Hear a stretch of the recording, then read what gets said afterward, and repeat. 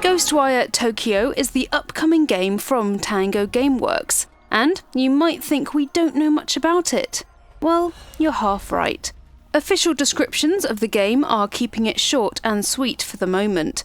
So, officially, after strange disappearances hit Tokyo's population, it's up to you to uncover the source and purge the city of a strange new evil. Armed with your own mysterious, spectral abilities, you will face down the occult, unravel conspiracy theories, and experience urban legends like never before. Then comes GhostWire Tokyo's tagline, "Don't fear the unknown, attack it." And that's that. But if you look deep into the trailer that was released at Bethesda's E3 2019 showcase, there are a lot more hints about what GhostWire Tokyo is about hidden underneath the surface. Just a heads up, we only have a 2-minute trailer to go on, so some of this video is going to feature footage from The Evil Within 2, which is also made by the folks at Tango Gameworks. This is a deep dive into the trailer and what it tells us about the upcoming action-adventure game, so sit back, relax, maybe with a bowl of ramen that looks this good, and let me show you all that you might have missed in the GhostWire Tokyo trailer. From yokai to the significance of the red spider lily to a potential multiverse being at the centre of it all.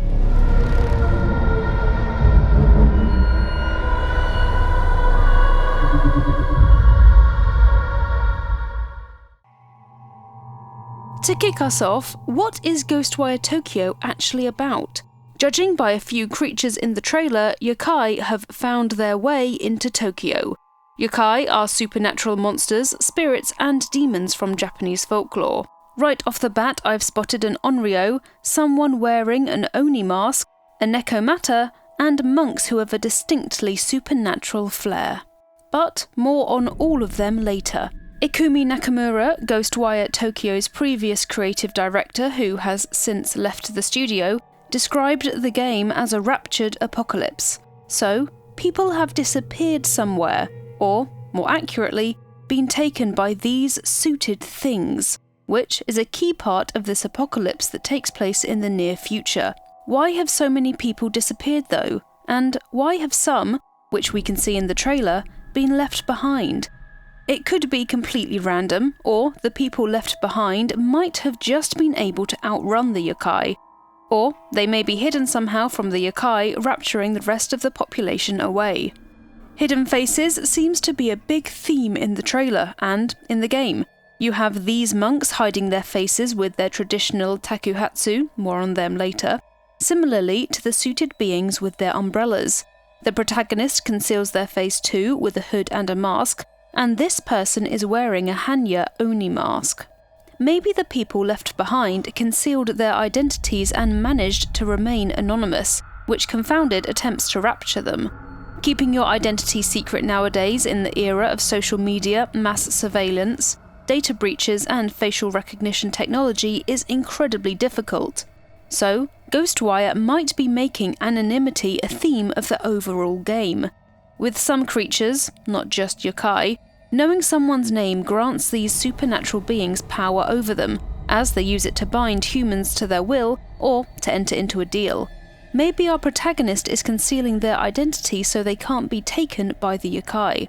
The main character who we'll be playing also has spectral abilities, as shown with this blue aura. How did they get these abilities?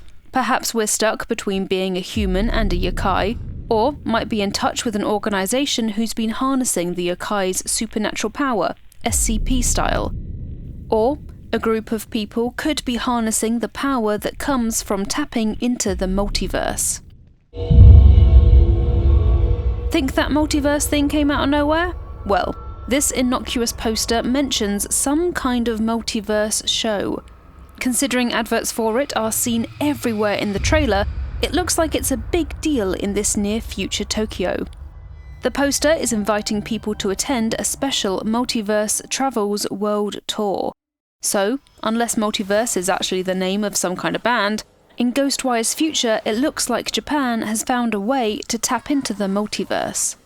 Technology could have played a big role in granting access to a parallel universe, and also to bridging the gap between the worlds. The game is called GhostWire after all. Maybe the yokai arrived via wires, i.e. via the technology that connected those two dimensions. One of the parallel universes to our own might be one where yokai, instead of being the stuff of stories, are very, very real. Maybe these yokai were used to entertain people, kind of like a supernatural zoo. Something could have gone wrong, which created a bridge between the two universes and allowed yokai to fully seep into our world. But that bridge between the worlds could go both ways. Those people who disappeared might have been transported to the yokai's homeworld, which could be this eerie, foggy field behind that guy. For what purpose, I'm not so sure. But, as Nakamura-san described GhostWire as a raptured apocalypse, you can bet that the taken humans aren't going to have a good time.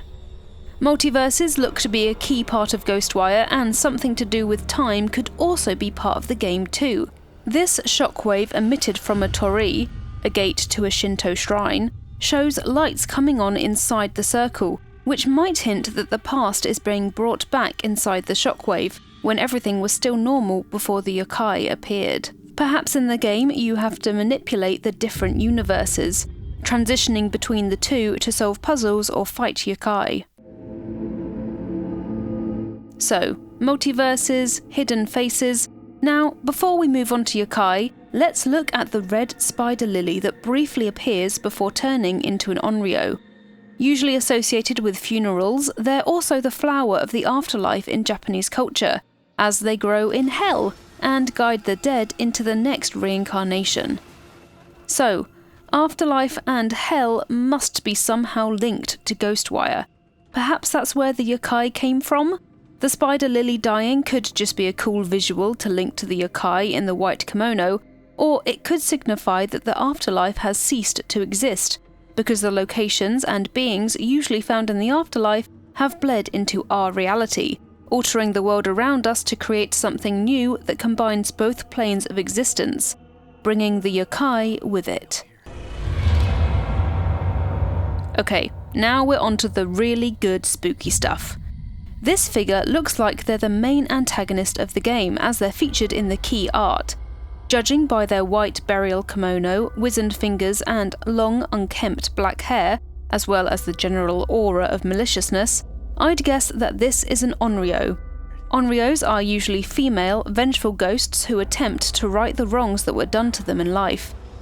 And by right wrongs, I mean either terrifying people, injuring people, and/or killing people, and sometimes even causing natural disasters. So, this main onryo, clearly something went seriously wrong in her life for her to come back as something so full of hate.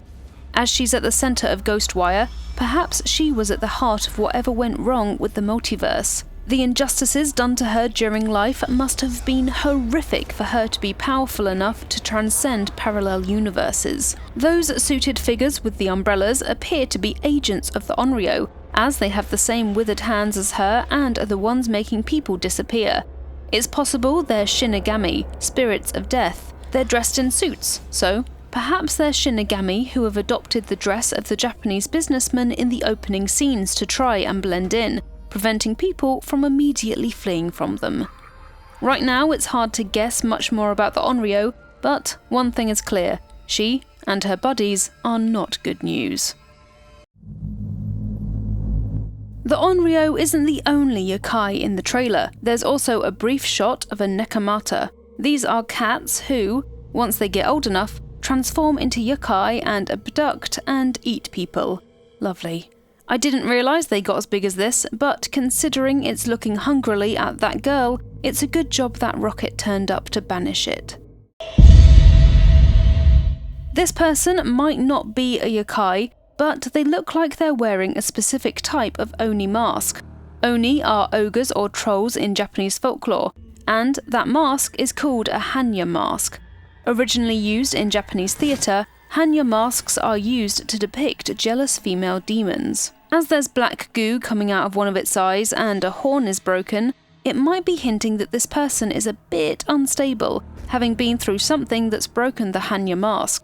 The floating people behind it certainly look ominous too. Are those all the Tokyo inhabitants who have been raptured? That might make this Oni their warden. Ugh. This mask looks like it's on a poster in the background of the trailer too, like the Multiverse ads. Maybe this Hanya Oni was one of the main attractions, but now, like the Onryo, Shinigami, and Amata, it's broken free. Not good. Onto these three monks. The one on the right looks like they have multiple phones attached to their belts. Could they be using technology to hunt down yokai? These folks might be trying to help banish them, especially as the one in the middle has their hands in the Varuna Mudra position.